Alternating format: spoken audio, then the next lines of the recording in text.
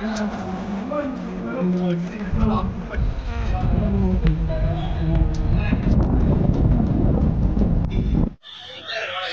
YouTube channel వీక్షిస్తున్నటువంటి ప్రేక్షక మహాశైలందరికీ కూడా ఈరోజు మనము శబరిమల యాత్రలో భాగంగా గురువాయూరు కేరళ రాష్ట్రంలోని గురువాయూరు అనేటువంటి ఒక పుణ్యక్షేత్రానికి వచ్చాము. మనము కృష్ణుడు భగవాన్ని ఇప్పుడు లోపల దర్శనం చేసుకొని వచ్చాము అందరం కూడా. ఈ గురువాయూరు కేరళ ప్రజలకి చాలా ఆరాధ్యమైన దేవుడు. ఒక మాట చెప్పాలంటే మనకి తిరుమలలో ఏ విధంగా అయితే వెంకటేశ్వర స్వామి ప్రాముఖ్యత ఉన్నాడో ఈ కేరళ వాళ్ళకి ఈయనంత ముఖ్యమైనటువంటి దేవుడు అన్నమాట. ఇక్కడ పుట్టింటలు తీయాలన్నా కూడా వివాహాలు అన్నీ కూడా ఇక్కడే వచ్చి జరిపించుకుంటుంటారు. పెద్ద పెద్ద విఐపీస్ కానీ రాజకీయ నాయకులు బాగా బిజినెస్ మ్యాగ్నెట్స్ కూడా వాళ్ళు ఇక్కడికి వచ్చి చాలా సింపుల్గా స్వామి సన్నిధిలో వివాహం చేసుకుంటారు. ఆ వివాహం చేసినటువంటి స్థలం అన్నీ కూడా మనకి వీడియోలో మళ్ళీ చూపించడం జరుగుతుంది. ఆ స్థలంలో వాళ్ళు చాలా సింపుల్గా వివాహం చేసుకొని తర్వాత ఇంటికి వెళ్ళి గ్రాండ్గా సెలబ్రేషన్ చేసుకుంటారు అన్నమాట. అంటే స్వామి సన్నిధిలో చేసుకుంటే బాగుంటుంది అనేటువంటి ఉద్దేశంతో ఇక్కడ జరిపించుకుంటుంటారు. ఇక్కడ ముఖ్యంగా ఎవరైనా దర్శనానికి వెళ్ళాలంటే పైన షర్ట్లు కానీ లుంగీలతో షార్ట్లతో వెళ్ళకూడదు. చాలా స్ట్రిక్ట్గా ఉంటుంది. చాలా సాంప్రదాయబద్ధంగానే ఇక్కడ దర్శనం చేసుకోవాల్సి వస్తుంది స్వామిని కూడా. అలానే ఇక్కడ మనకి లోపలికి వెళ్ళంగానే స్వామివారి సేవ చేసిన ఒక ఏనుగు దాని దంతాలోని దర్శనం ఇస్తాయి.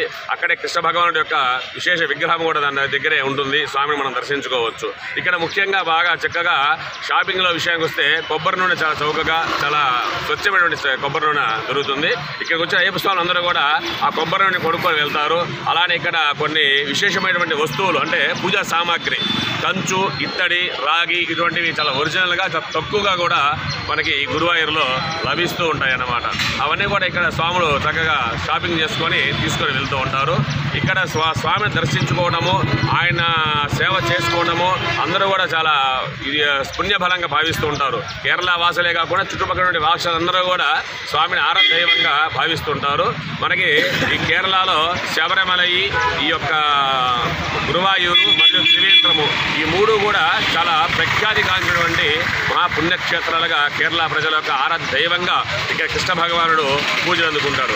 ఇక్కడ ఈయన్ని 3 దర్శనాలు ఉంటాయి. ఉదయాన్నే బాలకృష్ణుడిగా చిన్న పిల్లవాడిగా అవతార రూపంలో అలంకారం చేస్తారు. మధ్యాహ్నం అయ్యేటప్పటికి యవనమూర్తిగా ఆయన్ని తీర్చిదిద్దుతారు. సాయంత్రం పూట స్వామివారిని అన్ని కిరీట విభూషితాలతో కూడా అంటే సంసారంలో ఉన్నటువంటి కృష్ణ భగవానుడు ఏ విధంగా ఉంటాడో అటువంటి కృష్ణ భగవానుడిగా 3 రూపాలలో స్వామివారిని ప్రతిరోజు కూడా 3 అభిషేకాలు 3 అలంకారాలు కూడా చేస్తూ ఉంటారన్నమాట. ఇక్కడ కళ్యాణం చేసుకున్న వాళ్ళు ఏంటంటే ఆ బట్టలతో స్వామి దర్శనం చేసుకోవడానికి వీల్లేదు. కళ్యాణం చేసుకున్న తర్వాత అదే బట్టలతో ఇంటికి వెళ్ళి అక్కడ మళ్ళీ ఏదే దుస్తులు ధరించి ఆ తర్వాతే లోపలికి ప్రవేశించాలి. ఇక్కడ అనేకమైనటువంటి కఠినమైనటువంటి నియమాలు అలానే సాంప్రదాయాలు ఈ రోజుకి కూడా కొనసాగుతున్నాయి. కాలగమనంలో ఎన్నో సాంప్రదాయాలన్నీ కూడా పోయినాయి. కానీ ఈ కేరళ రాష్ట్రంలో ఈ గురువాయూరులో పట్టడానికి ఆనాడు కొన్ని 100 సంవత్సరాల నాడు ఏదైతే సాంప్రదాయం ప్రారంభం చేయబడిందో అది ఈ రోజు కూడా కొనసాగుతూనే ఉందన్నమాట చక్కగా. అలానే ఇక్కడ ఏమైనా విద్యాబుద్ధులు నేర్చుకున్న వాళ్ళు, పాటలు సంగీతం నేర్చుకున్న వాళ్ళు, నాట్యం నేర్చుకున్న వాళ్ళు ఇక్కడ మండపం ఒకటి ఉంది. ఆ మండపంలో నృత్య కళా మండపంలోకి వచ్చి మొదటిసారిగా అరంగేట్రం అంటారు దాన్ని. మొదటిసారిగా స్వామి సన్నిధిలో నృత్యం కానీ పాటలు కానీ పాడి తర్వాత వాళ్ళ యొక్క నాట్య ప్రదర్శనలు విడివిడిగా కూడా ఇస్తూ ఉంటారు. అది కూడా ఇక్కడ చాలా ప్రాముఖ్యమైనటువంటి విషయం అనే మనము చెప్పాల్సినటువంటి అవసరం ఉంది.